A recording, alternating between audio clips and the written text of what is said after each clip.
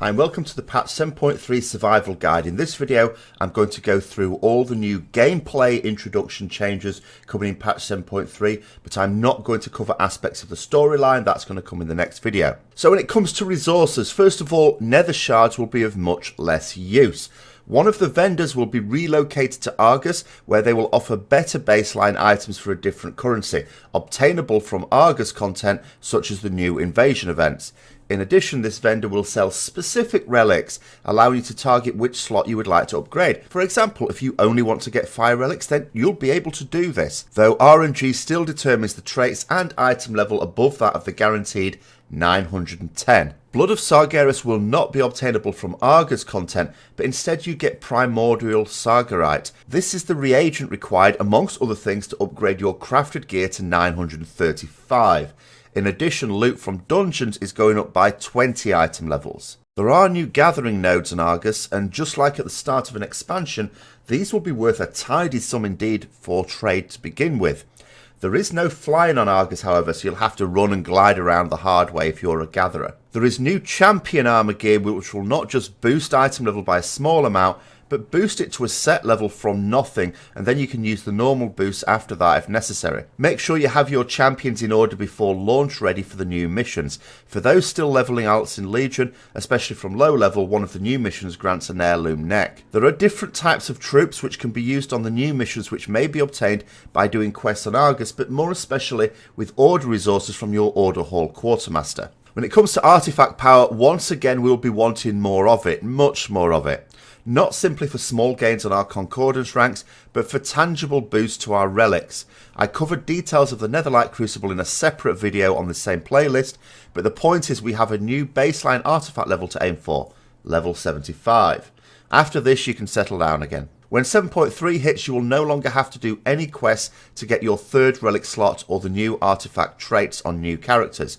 All characters when they hit level 110 will have access to the up-to-date traits and 3 relic slots. We'll all get Artifact Knowledge 41 when the patch lands, and we automatically get 1 rank every week, not every 5 days as before. In addition, there's no need to visit the research NPC and deposit order resources. If you don't log on to a character for weeks, as is often the case with me, some of my alts, doesn't matter, they will still gather their weekly Artifact Knowledge regardless. You don't have to do anything. As usual, you might want to hold off on turning in some things that grant artifact power, most especially the previous 2 days of emissary caches and any war supplies saved up. Don't miss out on using them, of course, or go over cap, but just be mindful that in a couple of days before the patch, that turning them in on patch day is worth more than the day before.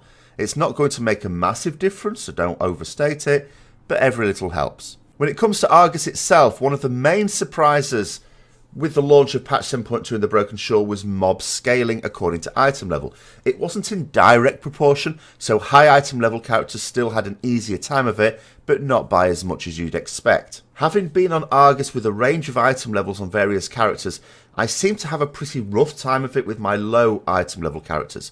This doesn't prove that the scaling isn't there, as I didn't test it extensively, but just be careful not to bite off more than you can chew on less geared toons. So Argus itself has 3 new zones, but they don't all become available as soon as the patch launches.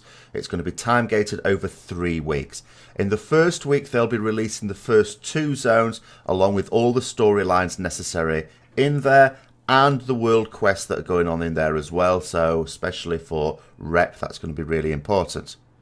In the second week, they're going to be releasing the 3rd zone. Of course, you can only get to that 3rd zone if you've done all the storylines or the major storylines from the first 2 zones. They're also going to be releasing the new invasion points as well. And then in the 3rd week, as long as you've done all the storylines, they'll be releasing the Netherlight Crucible, and they'll also be releasing the new dungeon as well. The raid will release at a later date in line with the way Legion has been going so far, almost certainly as part of patch 7.3.5. There are 2 new factions to get on board with, and the Quartermaster of the Army of the Light in particular has a couple of tasty purchases once you reach Exalted.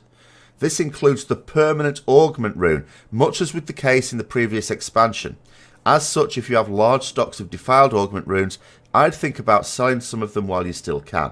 People aren't going to get Exalted as soon as the patch launches, of course, but it's only a matter of time. The Quartermaster will also offer the Lightforged Warframer Exalted. This is the Lightforged golem mount that many people are excited about. There are items that you may find on Argus that will boost your reputation with all Legion factions by a significant amount, much as existed during the later stages of WoD. Each content patch so far seems to have brought new legendaries, but this time it's clearly winding down.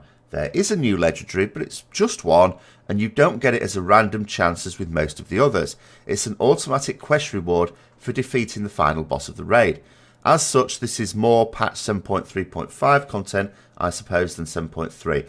Although the quest is obtainable on the PTR, I can't imagine it will go live with 7.3 before the raid releases. That would just be a tease. This new legendary simply boosts the effect of your second row Netherlight Crucible relic effects. As such, its strength might depend on how lucky you were with your new effects. And I think that covers the most important aspects of what you'd need to know about patch 7.3 without giving away any storyline plots. I'll be doing that in the next video tomorrow. So I hope you enjoyed this video. If you did, don't forget to like, comment, subscribe and share for further content. And until next time, I'll see you later.